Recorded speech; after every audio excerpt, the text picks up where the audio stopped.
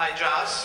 I've really enjoyed your work over the years, and it's been frustrating when the network has kind of cut it short, maybe before you would have. So I'm curious if you've ever considered doing like a subscription-based web series so that you can get your work out there. I mean, wouldn't you guys pay a couple bucks per episode so he can do what he wants?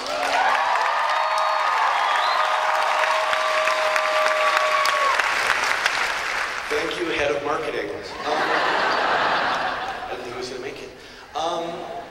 If this all falls, this will be the best con ever. I absolutely have. I've been thinking about it and thinking about it. All of that thinking about it led to not actually doing it. Because, I was working out so many different possible models of how something could be built and paid for, and I really, really want to do that sort of thing. The two things that excite me the most are the idea of working with nothing, working, from the ground up with, available light and the people around me and a digital camera and putting out there a story that I'm really invested in. And I mentioned yesterday that I've been working on a story I came up with that I realized I could not write without the help of Warren Ellis, called Wastelanders. And we are still actively pursuing that. But the other thing that I really like is where you can have everything you want. So I have to live in that world for a while, and then hopefully I'll be able to get back to the much smaller stuff, because I think it's part of the way entertainment has got to be worked out for the creative community and for the fans. Network television, probably not right away. Probably not my next thing. Hello.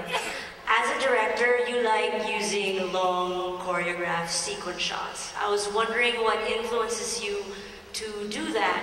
And Joss means God in Filipino. Oh yeah. And it didn't before me.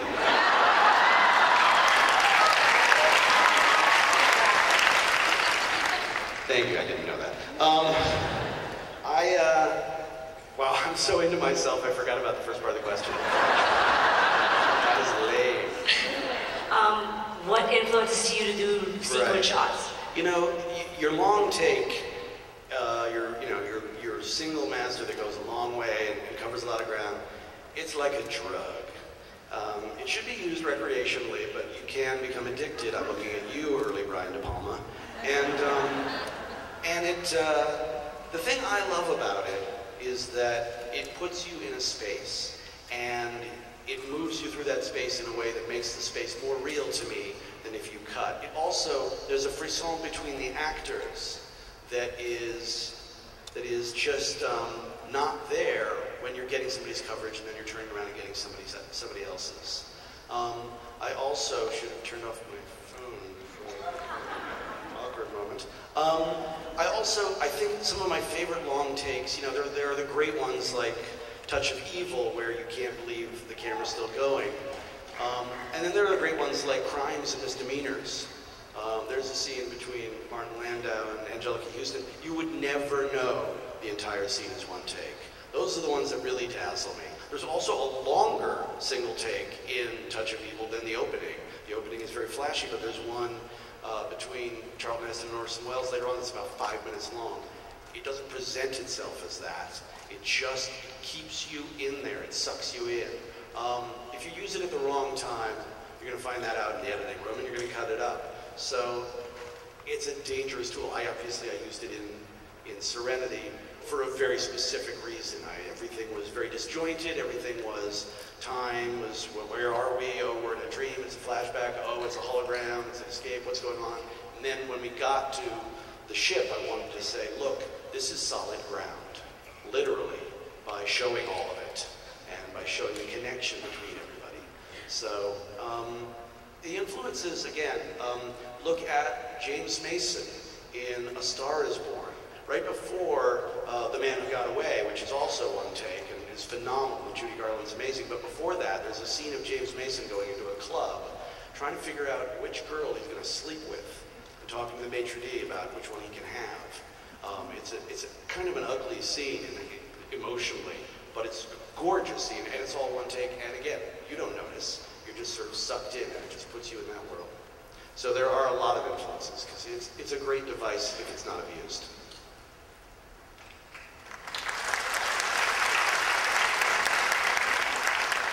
Hello? Angel killed his ally Robbie near the end of the show, and he didn't show much remorse after the fact.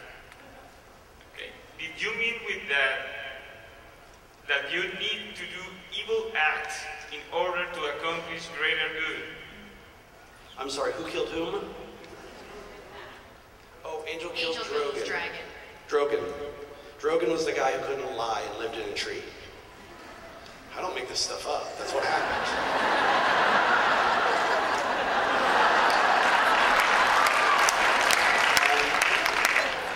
And of course, Giles killed Ben rather mercilessly. Yeah, ultimately, what's interesting to me is when people we love get to a place where they have to do something we don't love, that they have to do something that is maybe reprehensible for the greater good. It's a dicey thing because, you know, there are so many instances in life where, you know, we're confronted with that and it's not okay. Waterboarding. In fiction, you know, you can say this evil is so terrible that we can do these things, but it does take a toll. It's supposed to take a toll on Angel. And if they hadn't canceled the show, you totally would have had a sad time about Drogon. He would have been all mopey about Drogon for like 7 episodes.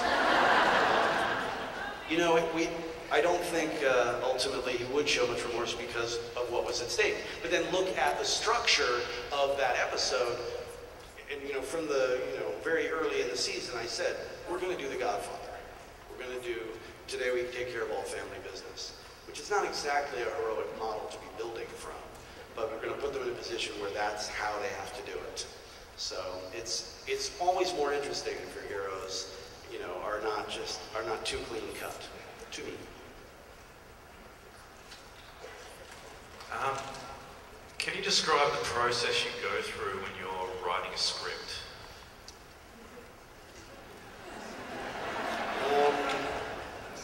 It's a little something like this. Oh, I have an idea. Oh God! Oh God! I'm hungry. Oh, Whedon-esque. They mentioned me. I feel better. I'm hungry. That's very sad, but also true. The process with me, let's assume that, you know, I don't have a plot laid out. I have an idea. Basically, I'll have this idea, and twice in my life, it's actually come with a structure.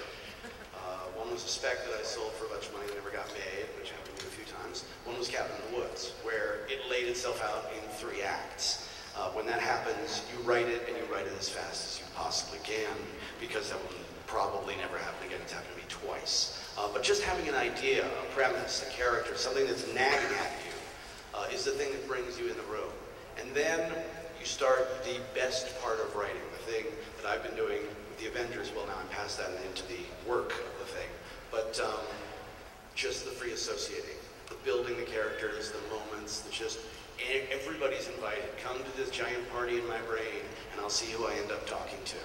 And that is why I love writing more than any other thing.